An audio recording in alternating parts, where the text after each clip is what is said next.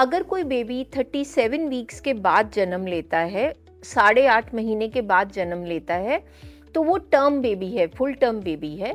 अगर कोई mother as में बहुत यंग है, 18 साल, 19 साल, 20 साल से कम है, तो उसमें भी प्रीमेच्योर डिलीवरी होगी। 40-45 किलो की महिला अगर मदर बन रही है, उसमें रिस्क ज़्यादा है। मदर का वज़न 110 किलो, 120 किलो है, ओबीज है प्रेगनेंसी के टाइम पे, उसमें भी प्रीमेच्योर बर्थ होने का रिस्क है। So multiple pregnancy, triplet babies, twin babies, ये अपने टाइम से पहले बॉर्न होते हैं। जैसे अगर मदर हाइपरटेंसिव है, उसका बीपी प्रेगनेंसी की वजह से बढ़ रहा है या प्रेगनेंसी से पहले भी हाई बीपी है, मदर डायबिटिक है, उसका शुगर अनकंट्रोल्ड है, ये प्रीमेच्योर बर्थ को प्रीडिस्पोज कर रहा है। जिन महिलाओं का पहले प्रीटर्म बर्थ है, सपोज फर्स्ट टाइम उनका किसी भी वजह से बेबी 8th मंथ में हो गया, उनका रिस्क डबल हो जाता है नेक्स्ट प्रेगनेंसी में अगेन प्रीमेच्योर डिलीवरी होने का। आजकल सब्सटेंस अब्यूज़ बहुत है, कुछ मदर्स हैं वो ड्रग्स ट्राई कर रहे हैं, कोई हुक्का ले रहा है, कोई स्मोकिंग कर रहा है, ये सारी चीज़ें भी प्रीमेच्योर डिलीवरी को आपको प्रोन करती हैं। नमस्कार, सेहतनामा देख रहे सभी दर्शकों का स्वागत। सेहतनामा में हमने बहुत सारे वीडियोस प्रेगनेंसी से लेकर बनाए हैं। डिस्क्रिप्शन में उन वीडियोस का लिंक दिया हुआ है, पूरी जानकारी आप उन वीडियोस में देख सकते हैं। हमारे साथ सीनियर गायनेकोलॉजिस्ट डॉक्टर सीमा शर्मा एक बार फिर हैं। उनके साथ आज हम एक और विषय को कवर करने जा रहे हैं, प्रीमेच्योर डिलीवरी। प्रीमेच्योर डिलीवरी से कैसे बचा जाए, 7वें 8वें महीने में डिलीवरी ना हो, क्या कुछ गलतियों के कारण जल्दी डिलीवरी होती है, और क्योंकि प्रीमेच्योर बेबी होना, बेबी को भी कॉम्प्लिकेशंस होती हैं, उस पर भी हमने वीडियो बनाया है डॉक्टर महेश हीरानंदानी जी के साथ, जो जाने-माने चाइल्ड स्पेशलिस्ट है। डिस्क्रिप्शन में उसका भी लिंक दिया हुआ है। लेकिन आज बात कैसे प्रीमेच्योर डिलीवरी से बच सकते हैं, क्या कुछ अपने हाथ में होता है? Welcome ma'am. Thank you. So premature delivery, जो बेबी है, हम ये तो जानते हैं कि कॉम्प्लिकेशंस हो जाती है बच्चे को भी, अगर बच्चा जल्दी पैदा होता है, चैलेंजेस पेरेंट्स के लिए भी होती है, पर प्रीमेच्योर डिलीवरी से बचना क्या अपने हाथ में है? देखो Rajendra, all over the world and specially in the developing countries, हमारा part of the world, 10% of babies जो हैं वो प्रीमेच्योर पैदा होते हैं। अगर 100 प्रेगनेंसीज होंगी तो उसमें से 10 babies are likely to be born premature. अब उसमें कुछ रिस्क फैक्टर्स हैं, कुछ रिस्क फैक्टर्स हैं जिन पे अगर हम ध्यान दें तो आप कह सकते हो कि प्रीमेच्योर बर्थ प्रिवेंटेबल हो सकता है। पर क्या हम हर चीज़ का ध्यान रख के ये इंसिडेंस को ज़ीरो कर सकते हैं? तो उसका आंसर है नो। हुँ। कुछ बच्चे तो टाइम से पहले जन्म लेंगे। अब टाइम क्या है? कब हम प्रीमेच्योर कहते हैं और अब कहते हैं कि फुल टर्म बेबी है? जब भी हम जानते हैं कि हमारी जो प्रेगनेंसी की टोटल ड्यूरेशन है वो 9 मंथ्स एंड 7 डेज़ है, which is equal to 40 weeks. अगर कोई बेबी 37 वीक्स के बाद जन्म लेता है, 8.5 महीने के बाद जन्म लेता है, तो वो टर्म बेबी है, फुल टर्म बेबी है। रादर हम 37 को अर्ली टर्म मानते हैं, 39 को टर्म मानते हैं, और 40 वीक्स के बाद या 42 के बाद उसको पोस्ट टर्म कहा जाता है। तो मेजॉरिटी बच्चे जो पूरे टाइम पे 90% जो बॉर्न होते हैं वो 37 से लेके 40 वीक्स के बीच में बॉर्न होते हैं। अब कुछ बच्चे 8वें महीने में, 7वें महीने में पैदा हो जाते हैं, एंड थैंक्स टू साइंस का डेवलपमेंट, नियोनेटल आईसीयू केयर और इंक्यूबेटर्स की, जो बच्चे शायद पुराने ज़माने में बचते ही नहीं थे। एक बहुत धारणा है कि 8माहा बच्चा नहीं बचता, हुँ। 7माहा बच जाता है। अब उसका रीज़न क्या है कि पहले भी और आज भी बहुत सारे बच्चे 10% प्रीमेच्योर बॉर्न होते हैं। पहले नियोनेटल केयर, न्यूबॉर्न केयर की फैसिलिटीज़ इतनी अच्छी नहीं थी, तो ये बच्चे प्रीमेच्योरिटी के करके कभी उनको जॉन्डिस होता है, कभी उनके लंग्स डेवलप नहीं हुए होते, और दूसरे दूसरे सिस्टम्स की इमेच्योरिटी के करके वज़न में कमज़ोर होते हैं। आपने डॉक्टर महेश के साथ वीडियो बनाई है केयर ऑफ प्रीमेच्योर बेबीज़ के ऊपर, तो उनके बहुत सारे चैलेंजेस होते हैं। पर आज बिकॉज ऑफ बेटर फैसिलिटीज़ ये सारे बेबीज सर्वाइव कर जाते हैं। पर फिर भी as an obstetrician, as a gynaecologist, हम चाहते हैं कि कम से कम प्रीमेच्योर बर्थ हो, हुँ। ताकि कॉम्प्लिकेशंस कम हो, ताकि बेबीज़ की आउटकम बेटर हो। तो अब हम बात करेंगे कि इनके रिस्क फैक्टर्स क्या हैं, कौन सी महिलाएं हैं जिनमें प्रीमेच्योर बर्थ होने का रिस्क है। अगर कोई मदर एज में बहुत यंग है, 18 साल, 19 साल, 20 साल से कम है, तो उसमें भी प्रीमेच्योर डिलीवरी होगी। अगर एल्डरली मदर्स हैं, 40 के अबव हैं, उनमें भी रिस्क बढ़ जाता है। सेम वे अगर लो वेट वाली मदर्स हैं, बीएमआई कम है, 40-45 किलो की महिला अगर मदर बन रही है, उसमें रिस्क ज़्यादा है। इसी तरह अगर हाई बीएमआई है, मोर देन 35 बीएमआई, मतलब मदर का वजन 110 किलो, 120 किलो है, ओबीज है प्रेगनेंसी के टाइम पे, उसमें भी प्रीमेच्योर बर्थ होने का रिस्क है। थर्ड, कुछ कुछ कंडीशंस हैं, जैसे यूट्रस में फाइब्रॉइड होते हैं। अगर यूट्रस में रसौली है, फाइब्रॉइड है, वो प्रीमेच्योर बर्थ को ट्रिगर करते हैं। और ये जितने बच्चे प्रीमेच्योर बॉर्न होते हैं, उसमें से 20 से 30% वो हैं जो ट्विन्स हैं। So multiple pregnancy, triplet babies, twin babies, ये अपने टाइम से पहले बॉर्न होते हैं। हमने एक ट्विन प्रेगनेंसी पे वीडियो बनाई थी जी। और हमने उसमें भी हाईलाइट किया था कि 20% जो ट्विन्स हैं वो अपने टाइम से पहले ही बॉर्न हो जाते हैं। तो मल्टीपल प्रेगनेंसी रिस्क फैक्टर हो गया। इसी तरह से कुछ मेडिकल कंडीशंस हैं जो अगर माँ में हो तो प्रीमेच्योर बर्थ होता है। जैसे अगर मदर हाइपरटेंसिव है, उसका बीपी प्रेगनेंसी की वजह से बढ़ रहा है या प्रेगनेंसी से पहले भी हाई बीपी है, मदर डायबिटिक है, उसका शुगर अनकंट्रोल्ड है, ये प्रीमेच्योर बर्थ को प्रीडिस्पोज कर रहा है। अगर हमारा हाई बीपी की वजह से, ममा के हाई बीपी की वजह से बेबी कमज़ोर है, जिसको हम फीटल ग्रोथ रिस्ट्रिक्शन कहते हैं, उसमें बच्चा अपने नॉर्मल वेट जो कि 3-3.25 किलो होना चाहिए, उससे छोटा रह जाता है वजन में, 2 किलो का है, 1.25 किलो का है। जब बच्चे कमज़ोर होते हैं, उनके आसपास जो एमनियोटिक फ्लूइड है वो भी कम हो जाता है। तो ऐसे केसेस में हमें मेडिकली लेबर को इंड्यूस करना पड़ता है, माँ की वेलबींग के लिए, बच्चे की सेफ्टी के लिए, और बच्चे को प्रीमेच्योर जन्म दिलाना पड़ता है। तो जैसे हमने बात करी कि अगर 100 बच्चे प्रीमेच्योर हो रहे हैं, उसमें 20 तो ट्विन्स वाले हो गए। 20 वो होते हैं जहाँ पे मदर की इंडिकेशन हमें फोर्स करती है कि इनको टाइम से पहले डिलीवर कर लो। बहुत बार होता है प्लेसेंटा प्रीविया, हमने एक बार डिस्कस किया था जी। कि प्रेगनेंसी में एक ब्लीडिंग का कारण है ऑल अपनी जगह से नीचे होना, प्लेसेंटा प्रीविया होना। अगर वो मदर को ब्लीडिंग स्टार्ट हो जाएगी, हमें प्रीमेच्योर डिलीवरी करनी पड़ेगी। इसी तरह से हमने आईएचसीपी पे वीडियो बनाई थी जिसमें बाइल एसिड बढ़ जाते हैं। उस कंडीशन में भी अगर बाइल एसिड 100 से ज़्यादा होता है तो हमें कई बार 34 टू 36 वीक्स में डिलीवरीज करनी पड़ती हैं। तो ये सब कुछ ऐसी मेडिकल कंडीशंस हैं जिसमें हमें डिलीवरी अर्ली करनी पड़ती है। सिमिलरली मदर्स जो अनीमिक हैं, जिनके अंदर एचबी कम है, खून की मात्रा कम है, देखा गया कि वो भी प्रीमेच्योर डिलीवरी है। अगर मदर्स में इन्फेक्शंस हैं, अब आपने पूछा था क्या हम कुछ संभाल कर सकते हैं, हम प्रिवेंट कर सकते हैं कि प्रीमेच्योर डिलीवरी ना हो, तो ये वो पेशेंट्स हैं, अगर इन्फेक्शंस हैं उनको ट्रीट करें।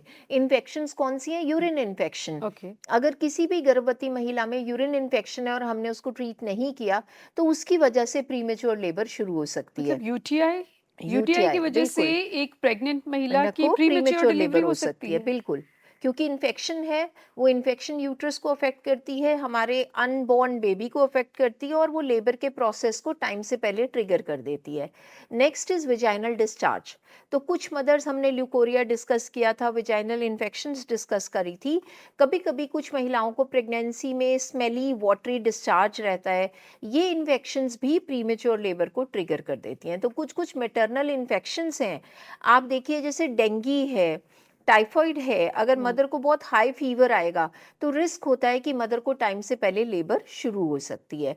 तो किसी भी तरह का इमोशनल स्ट्रेस, फिजिकल स्ट्रेस अगर मदर को बहुत ज़्यादा है तो वो भी अपने आप में एक प्रीमेच्योर लेबर को ट्रिगर कर सकता है। आपने कहा कि हीमोग्लोबिन अगर कम है, आयरन की कमी है, तो डेफिशिएंसी है। उससे भी प्रीमेच्योर डिलीवरी हो सकती है किसी प्रेग्नेंट महिला की। उसका क्या कनेक्शन होता है मतलब प्रीमेच्योर डिलीवरी बेसिकली से? ये सारी वो कंडीशंस हैं जो आपके रिस्क को बढ़ाती हैं। ये नहीं कि अनीमिया प्रीमेच्योर लेबर करेगा, बट जो मदर्स अनीमिक हैं उनमें लेबर कई बार टाइम से पहले शुरू हो सकती है।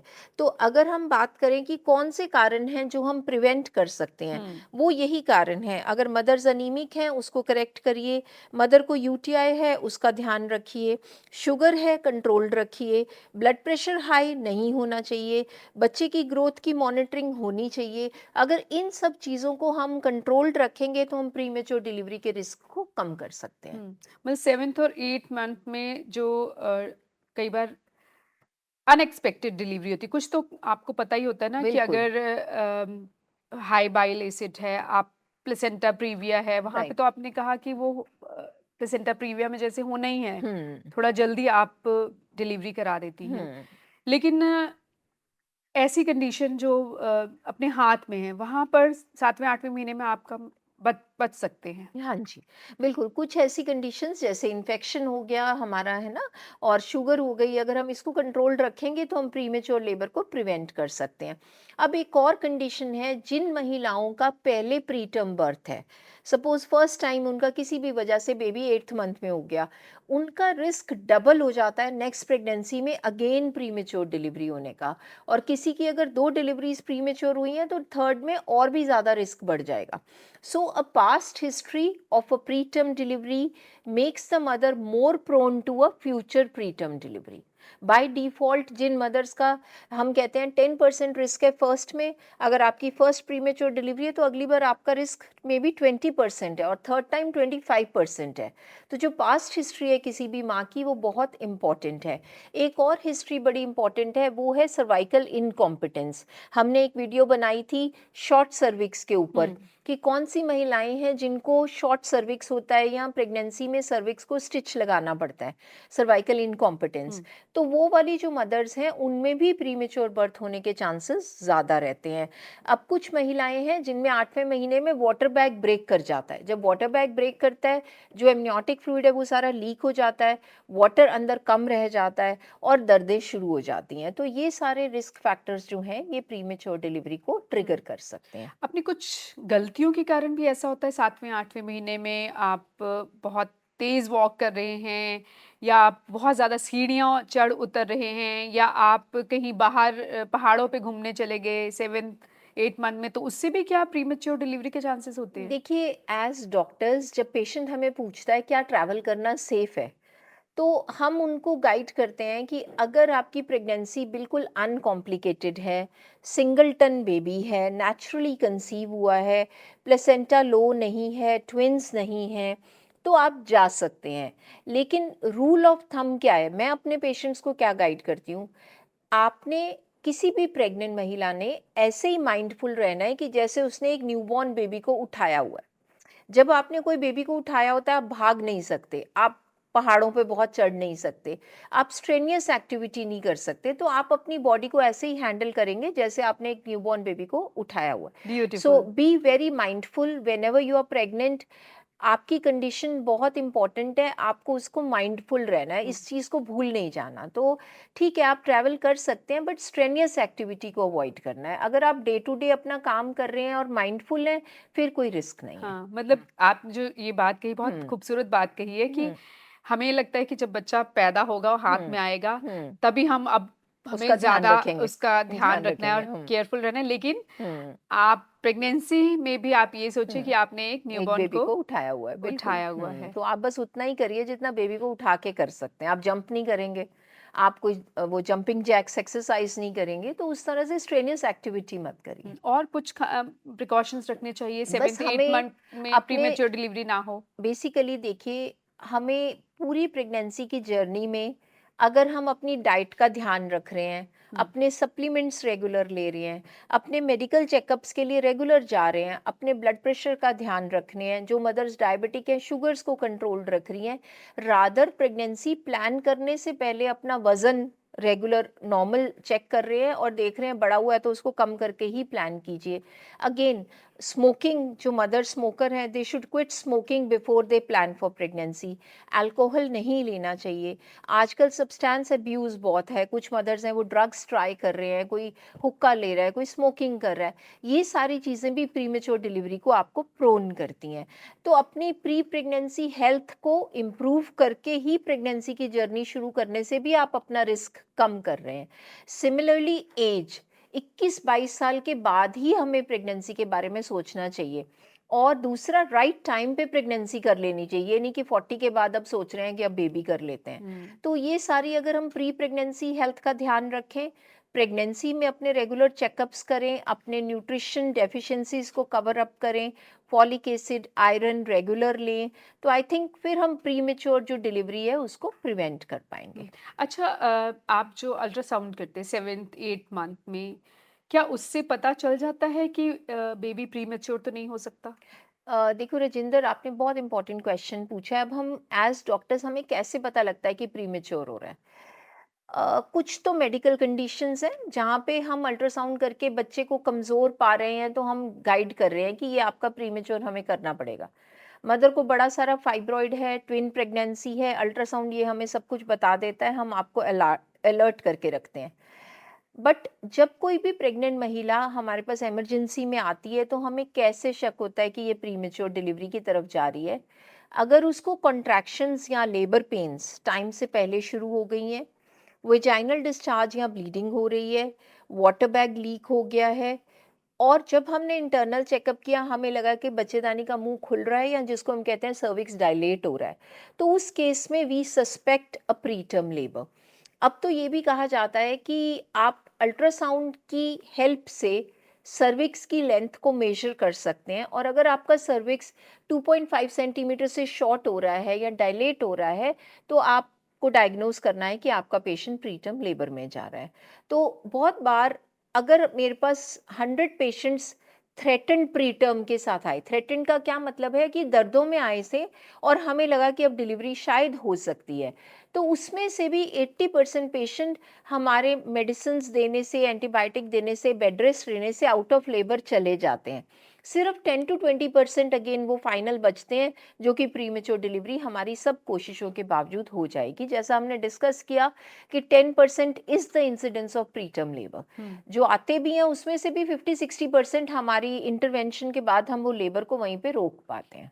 अच्छा, प्री टर्म डिलीवरी जो होती है, समय से पहले जो डिलीवरी होती है, बच्चे पर क्या असर होता है, उस पर हमने पूरी वीडियोज़ बनाए हैं, डिस्क्रिप्शन में उनका लिंक दिया हुआ है, आप देख सकते हैं।